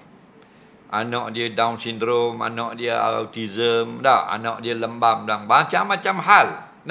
Susah ni nak jaga. Ada satu pasangan, ada satu ibu tunggal, anak dia 3 orang autism. Anak dia hilang, hari-hari hilang. Lopak pagar, keluar lari. Autism. Kerja mak dia cari anak. Hari-hari cari anak. Nak kurung siang, kunci pintu pagar panjang. 3 beradik. Mana siapa yang Nabi kata disusahkan oleh anak, tepatnya syurga. Nampak? Selagi semuanya kita ni pinjaman belaka. Pinjaman belaka. Allah bagi pinjam anak, bagi pinjam ayah, bagi pinjam bini, bagi pinjam rumah, bagi pinjam dunia ni ke kita. Maka gunakan sebaiknya. Soalan seterusnya. Saya ni dah semayang, mengaji dan bersedekah. Kenapa Allah tak bagi saya bahagia? Kadang-kadang hati saya ini jadi rasa kecewa lah Ustaz. Dia dah semayang tapi belum bahagia. Awak tujuan semayang nak bahagia ke kerana nak dekatkan diri pada Allah? Kalau nak bahagia tak payah semayang, pergi ke Merah Island. Ambil hotel 3 bulan, duduk mengadap buah strawberry. Bahagia namun di situ macam orang kafir. Berjalan situ, berjalan ni, nak bahagia. Kita nak dekat diri kepada Allah. Allah akan beri kebahagiaan yang bangsa Allah, bukan yang bangsa kita nak. Sebab tu jangan rasa kecewa kalau kita tidak senang lagi pada kita sudah mendekatkan diri pada Allah. Itulah ujian. Ahasiban nasu an yutraku an yaqulu amanna wa hum la yuftanun. Adakah manusia menyangka mereka sudah sempurna iman, sedangkan mereka belum lagi disusahkan oleh Allah dengan fitnah-fitnah dan bala bencana? Belum lagi. Jadi dia akan susahkan kita kerana asyadul bala al-anbiya, orang yang paling susah Tuhan uji adalah nabi-nabi. Soalan seterusnya.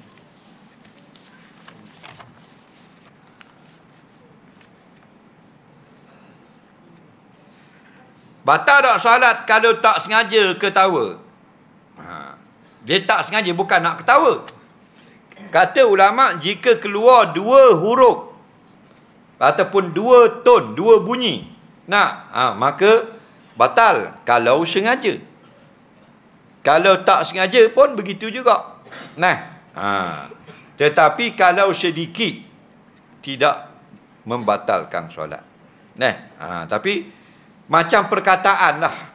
Kalau sedikit tak sengaja tak batal. Tapi kalau sengaja sedikit pun batal. Okey? Contoh, dia tengah semayang, bini dia tanya, lepas semayang ni nak pergi Sabasung ke tak pergi? Laki dia kata, pergi. Tengah semayang. Pergi tu maknanya, ya kita pergi. Sengaja, batal. Tak sengaja, tak batal. Banyak mana tak sengaja tak batal? 6 kalimah dalam kitab-kitab hadis. Okey? Kerana Nabi dengan kisah Nabi dalam hadis Zulyadain. Nabi sembahyang Zuhur 2 rakaat, tambah balik jadi 2 rakaat. Okey? Ada percakapan di tengah ni. Okey? 6 perkataan, 6 kalimah. Nah. Kita tengah semayang, anak tanya, ayah, ya. Aku tengah semayang. Nampak? Tak batal. Tapi kalau lebih pada 6 kalimah, batal. Walaupun tidak sengaja. Tak sengaja, tapi banyak sangat, batal. Nah. Bini kita tengah semayang, tayak awal. Nah. Kita pun tanya, yang, kita tak tahu tengah semayang, kita duduk luar kat dapur. Kerana sambal belacang, kabur sama lah kan, bawa tidur saji depan sikit. Kalau buat tepi ni, mari ayam satu. Lama gitu. Tengah semayang. Panjang sangat, batal. Okey? Jadi ketawa. Tengah-tengah semayang, Tok Imam cabut kain. Diorang cabut julang jatuh kain. Ulang itu tak akan duit. Mari. Nah, menyanggah awak gitu bila? Dah, kena pakai jubah mu. Nah, pakai plekat kilah awak lebih kurang kilah. Hang duit tak pakai. Bom jatuh. Puinglah 2 T kat belakang. Jadi kalau sedikit tidak batal, kalau batal banyak. Jadi ada ulama fiqh qiyas dengan 6 kalimah itu. Okey? Soalan seterusnya. Apakah hukum jima isteri dalam bilik air? Sebab mandi sekali. Pak Imam mandi selalu. Dalam kalau aku pandai dah bini mung. Nampak tak? Dah. Aku pandai. Boleh tak ada masalah. Jangan ada mata orang yang melihat. Tuhan kata dalam Quran, isteri kita seperti ladang-ladang bagi kamu. Betul tak? Kau pandai mung nak buat kau bini mung. Tak? Okey? 2 saja tempat yang haram, dubur dan ketika haid. Fa'tadilun nisa afil haid. Hak lain kau pandai mung. Okey? Isteri kita. Kalau bandingan orang muda-muda ni kak, isteri kita ni bandingannya motosikal lah. Okey? Motosikal. Nah, macam-macam orang sama tak dengan motosikal dia? Setiap orang ada motor, sama tak? Cara dia nak hidupkan motor, cara nak akak tokak, kan lain-lain. Ada orang kalau dia nak naik motor, dia naik 2 tahun motor. Baru dia akak tokak. Ada orang akak tokak dulu baru naik. Nah, ada orang start balik sebelah, lah hidup baru akak tokak. Ada orang akak tokak dulu, duduk baru start. Tapi ada ke orang start hidup dah, mampu mudah. Ada orang ramai start dah hidup-hidup. Takkan nak start. Ada ikut pandai masing-masing dah. Jadi dia nak ambil air dan tuduh saji dalam gerobak lah mesti basuh. Ikut pandai dia.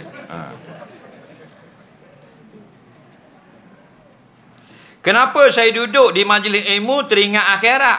Kalau duduk kat lain teringat dunia, betul lah tu. Dak sewe dah mu tu. Faham tak? Yang sewe yang tak betul duduk kat dunia teringat akhirat. Duduk kat meja snooker ingat surga neraka. Duduk dalam masjid dia dak ingat dunia. Jadi tak betul gitu. Kamu duduk dalam masjid ingat akhirat. Betul dah. Maknanya mu warah dah tu. Nampak tak? Duduk kat dunia dak ingat akhirat. Comel dah tu. Sebab tu kita kena banyak duduk dekat ingat akhirat. Apakah kau ambil duit arwah si mati wa upah sembahyang jenazah? Tak boleh. Yang boleh ambil duit si mati untuk perkara wajib. Perkara wajib dalam kematian 4 sahaja. Mandi, kapang, sembahyang tanah. Sembahyang bukan upah sembahyang. Okey? Urusan menjadikan boleh sembahyang saja. Contohnya, nak sembahyangkan si mati, pergi ambil orang buat mari sembahyang di sini. Nak ambil itu, minyak tak ada. Kena ambil pitih 50 ya, isi minyak, bank, dia ambil tukang sembahyang. Maka boleh ambil duit si mati 50 ya, isi minyak, bank, ambil orang tukang sembahyang mayat. Faham lagi? Itu contoh. 4 perkara saja boleh ambil harta si mati tanpa izin. Urusan mandi, urusan kapan, sembahyang dan tanam. Faham? Urusan lain tak boleh. Tanam pun tanam saja. Batu nisan tak boleh. Kerana batu nisan bukan wajib. Hukumnya harus. Okey? Yang wajib mana gali. Gali. Kita nak gali tak boleh, tak pandai.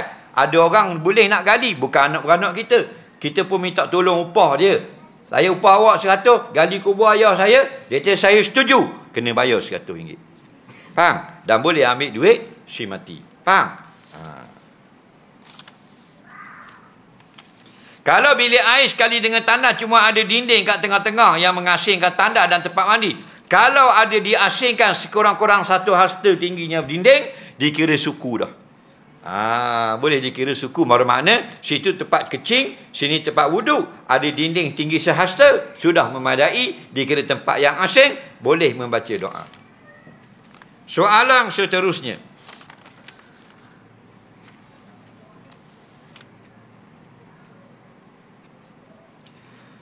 Dalam hadis ada khabar kalau kita baca surah tertentu dapat kelebihan di akhirat. Kalau kita tak faham, dapat juga.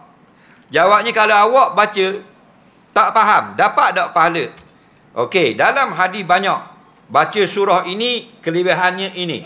Baca surah ini, kelebihannya ini. Betul tak? Dan ada yang tak sebut surah-surah. Sebahagian surah, bukan semua surah. Okey? Katakan surah Al-Mulk. Siapa baca surah Al-Mulk sebelum tidur, aman dari fitnah kubur. Okey? Kita pun baca afdal. Ada surah yang lain sebut begini-begini, baca Al-Kahfi, maka nur dah daripada atas langit sampai ke bumi. Baca Al-Kahfi malam Jumaat. Contoh, kita pun baca malam Jumaat, akan ada nur. Okey? Tetapi soalan dia, kalau kita tak faham surah Al-Kahfi, dapat tak nur? Okey, ulama jawab, dapat juga. Dan jika kita faham, dua kelebihan. Tak? Kelebihan yang dijanjikan oleh Allah satu, cahaya daripada langit sampai ke bumi. Kelebihan baca surah Tabarakalladzi sebelum tidur, aman daripada fitnah kubur, dapat. Kemudian kalau kamu faham pula apa makna ayat, dapat satu kelebihan, tadabbur ayat-ayat Allah. Faham? Tu dua tu. Ada satu lagi, membaca ayat Quran pada perintah yang umum. Iqra'ul Quran fa innahu ya'ti yaumil qiyamah syafi'an li ashabi. Hak tu umum. Apa surah yang kamu baca, kamu surah itu akan tolong kamu hari kiamat. Pendapat jumhur ulama, semua yang kita baca, Quran, hadis, zikir, selawat, istighfar dan sebagainya, kalau tak faham, maka kata ulama kurang pahalanya. Melainkan Quran. Quran tak faham pun sempurna pahalanya. Itu kelebihan kalam Allah. Tok Nyang kita, tok kita dulu kan baca Yasin malam Jumaat. Cik tanya dia, dah kasih dia Yasin, dah tahu, baca je. Faham? Dapat kelebihan yang sempurna. Itulah beza kalam Allah dengan kalam makhluk. Soalan seterusnya, kita ada 5 minit saja lagi. Boleh tak kita wuduk menggunakan mazhab Maliki? Boleh. Tapi kena belajar. Kerana mazhab Maliki itu Imam Malik. Tak, Imam Malik, bukan Haji Malik. Kelauk Khisi. Faham tak? Imam Malik, Malik bin Anas, tok guru kepada Imam Syafi'i rahimahullahu ta'ala. Jadi mana-mana tu, imam-imam mazhab ni semuanya atas sawab. Kulluhum ada sawab. Kata Imam Suyuti, sekalian mereka ini 4 mazhab ni, ala sawab, atas jalan yang benar. Imam Hanafi, Imam Malik, Imam Syafi'i, Imam Hanbali.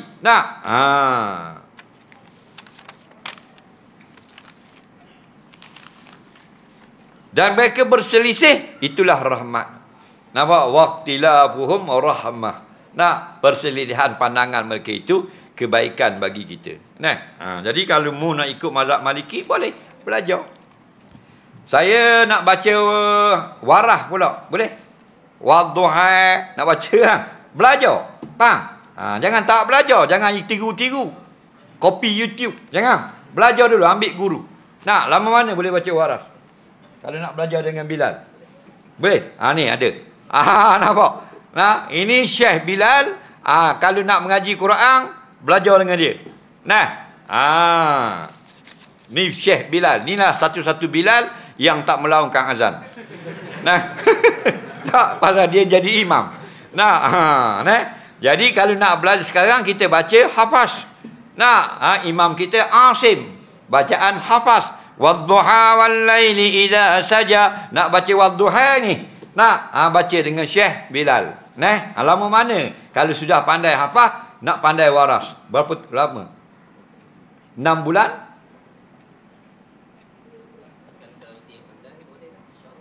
6 bulan boleh pandai?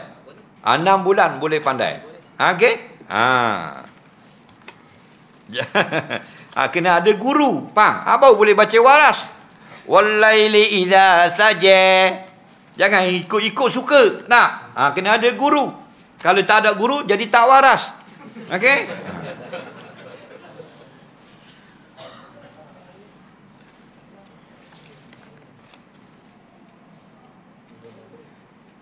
Saya selalu kentut dengan sengaja di depan isteri saya.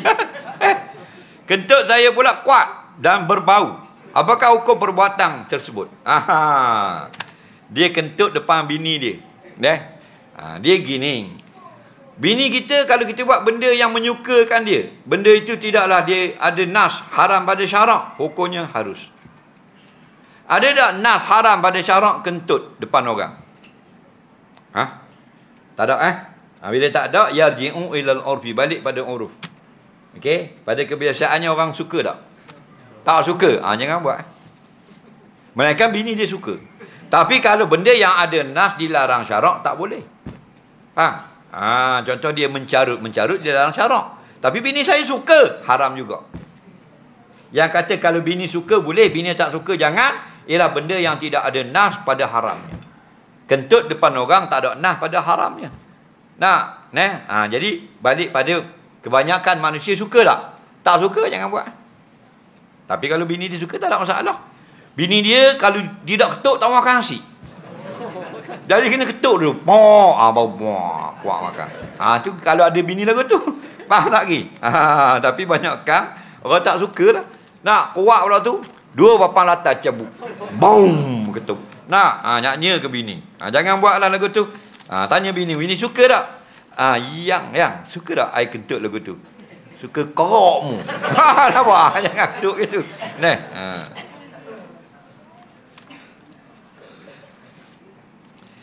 Sikit lagi Kalau kita beribadat mengejar ganjaran Allah sedangkan Allah tidak mengingkari janji, adakah dikira ikhlas? Bagus soalan ni.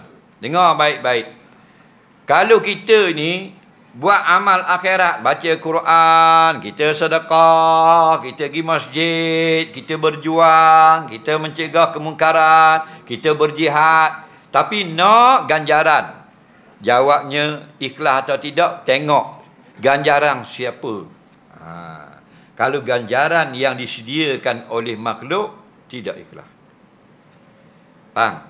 Tapi kalau ganjaran yang disediakan oleh Allah, ikhlas. Allah ni ganjaran dia apa? Ganjaran dia banyak dengan amal-amal soleh. Kalau buat begini, cerah kubur. Cahaya dalam kubur. Kita pun buatlah amalan itu supaya dapat cahaya dalam kubur. Siapa yang janjikan cerah kubur? Kerajaan Malaysia ke? Walanong? Ataupun Allah? Allah yang janji, silakan. Ikhlas. Siapa kata ikhlas? Ulama-ulama. Antaranya Imam Ibn Salah. Okey, kaum ustaz Imam Ibn Salah Asy-Syafi'i. Nampak? Lagi contohnya, siapa yang menghubung silaturahim, Allah panjangkan umur. Ganjaran itu siapa yang sediakan? Allah ke kerajaan Malaysia? Allah. Kita pun hubung silaturahim agar panjang umur. Hukumnya harus. Nampak? Nabi kata man qara'a harfan min kitabillah falahu hasanah. Al hasanah bi asyri amsalihah. Siapa baca Quran satu huruf aja, satu pahala. Setiap satu pahala diganda 10 kali. Kita pun galaklah baca Quran biar dapat satu huruf dapat 10. Siapa yang sediakan ganjaran? Allah. Silakan.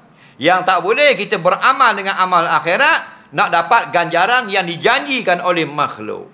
Kita hafal Quran kerana kerajaan akan beri penghafal Quran 30 juzuk 1,800 bulan. Kita hafal juga apa juga nak 1,800. Tidak ikhlas. Faham lagi? Jadi banyak dah Allah suruh cari kelebihan yang disediakan. Wa btaru min fadlillah. Hendaklah kamu cari sungguh-sungguh kurniaan Allah. Apa kurniaan Allah? Ajruhu, pahalanya, hasanuhu, kebaikan yang disediakan. Nampak? Akhiratuhu, akhirat yang Allah janjikan. Nampak? Apa benda lagi? Apa Allah Rabbi? Jannatuhu, syurganya, syurga Allah. Kita amal begini supaya dapat masuk syurga. Kita amal begini biar cerah kubur. Kita amal begini biar panjang usia. Kita amal begini biar dapat biar istana di dalam syurga. Kita buat masjid kan biar dapat istana dalam syurga kerana janji-janjinya. Pokoknya harus. Cuma martabat yang paling tinggi kita beribadat ialah kerana Allah semata-mata. Martabat nombor 2 kopra, kerana Allah dan kerana yang dijanjikan oleh Allah. Martabat yang paling rendah kata Imam Nawawi dalam beribadat, martabat ikhlas paling rendah ialah kerana ganjaran pahala dan janji-janji Allah. Faham lagi? Jadi jangan kerana janji makhluk. Soalan yang kedua sebelum akhir.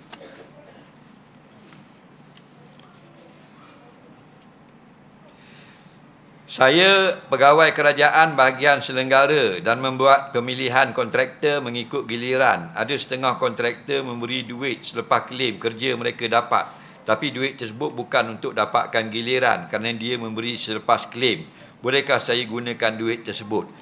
Jika kita ada kuasa lagi untuk membuat giliran pada masa hadapan, haram ambil. Kita ada potensi tak memberi sekali lagi kepada dia pada kali yang lain? Ada potensi, maka tak boleh ambil kerana kita akan jadi seolah-olah terhutang budi. Dia yang boleh bagi hadiah ni kepada pegawai kerajaan yang tidak ada kaitan, yang boleh ada suatu pun kaitan dalam hal-hal apa yang kita minta. Okey, contoh dia hanya office boy. Tak ada kuasa dia nak luluskan claim, tak ada kuasa nak lobby projek, tak ada kuasa apa. Faham? Kita beri dia duit boleh. Kerana dia tidak ada peluang satu pun. Tapi kalau ada satu peluang yang boleh dibuat pada masa lain, haram bagi. Ni memang kita dah claim dah. Projek akan datang. Kita teringat tak dia? Tengok muka dia teringat iPhone 15. Faham pasal dia bagi iPhone 15? Ini masalah. Rasuah. Ramai dah kena rasuah. Dah kena tangkap. Cara tak mau beri kena tangkap rasuah macam mana tak? Biar banyak kes akan digugurkan. Okey? Orang Yahudi, ini dalam kitab tafsir, balik buka tafsir Ibnu Katsir, tafsir Qurtubi, tafsir Abu Hayyan. Orang Yahudi, orang besar-besar dia dan orang kecil-kecil rakyat jelata lain hukuman. Orang rakyat jelata kalau lakukan jenayah dikenakan hukuman. Kalau orang besar-besar dibuang kes. Sama tak dengan kita sekarang? Kita sudah ikut jejak langkah al-Yahudu wan Nasara. Muka Melayu, hati perut Yahudi perangai.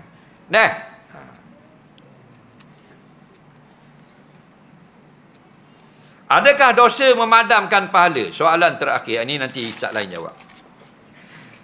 Dosa boleh tak padamkan pahala? Jawabnya ya dan tidak. Apa yang ya? Dosa boleh memadamkan pahala, iaitu bukan semua dosa. Kita nak kata kalau kita ada pahala, kita buat satu dosa, pahala kita hilang. Ada yang begitu, ada yang tidak. Nak kata ya dan tidak, kena datang nas. Tak boleh kita kata bila kita buat sebarangan dosa, maka kita akan hilang pahala. Tak. Kerana ada dosa yang bila kita buat, kita hanya ditulis melakukan dosa. Pahala kita tidak diganggu. Tapi ada amalan jahat yang kalau kita buat, bukan saja dapat dosa, boleh merosakkan pahala yang lama. Faham? Nak kata mana-mana amalan, kena tengok hadis. Bukan semua amalan. Faham tak lagi? Macam contohlah, ada amalan jahat yang kalau kita buat, tak terima sembahyang.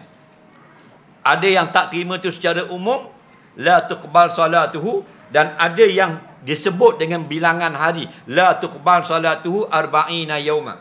Ada juga. Faham tak? Contoh, minum arak. Siapa minum arak, mabuk, 40 hari tak terima solat. Itu hadis. Faham? Tapi tak boleh kita letak pada benda lain. Siapa tengok punggung awet, 40 hari tak terima solat. Tak boleh. Walaupun tengok punggung tu haram. Faham? Tapi tak ada sebut dalam hadis tak terima solat 40 hari. Faham? Nak kata tak terima solat 40 hari itu mesti nas, mesti ada hadis, mesti ada sandaran, ada dalil. Faham lagi? Maka begitulah contoh. Okey, antaranya yang disebut menyebabkan pahala kita rosak. Apa dia? Kita buat zalim kat orang. Kita buat zalim kat orang. Kita ada pahala banyak, ada pahala haji, ada pahala sedekah, ada pahala macam-macam. Kita khianat jiran kita ni. Kita khabar ke polis bini ni buat report apa semua, dia yang curi duit masjid. Padahal tak, kita sakit hati ke dia. Faham? Dia pun kena tangkap, jail lama 15 tahun. Rosak habis pahala kita. Nampak? Rosak habis pahala kita. Antaranya lagi dengki. Nah, Nabi sebut jelas, innal hasada yakulul hasana kama takulun nalul hataba. Atau kama qala. Siapa yang rasa dengki pada orang beriman, dengki dia itu merosakkan pahalanya seperti api memakan kayu-kayu yang kering. Jelas lagi? Jadi bukanlah semua dosa menyebabkan pahala kita rosak, sebahagian dosa saja. Nak tahu macam mana?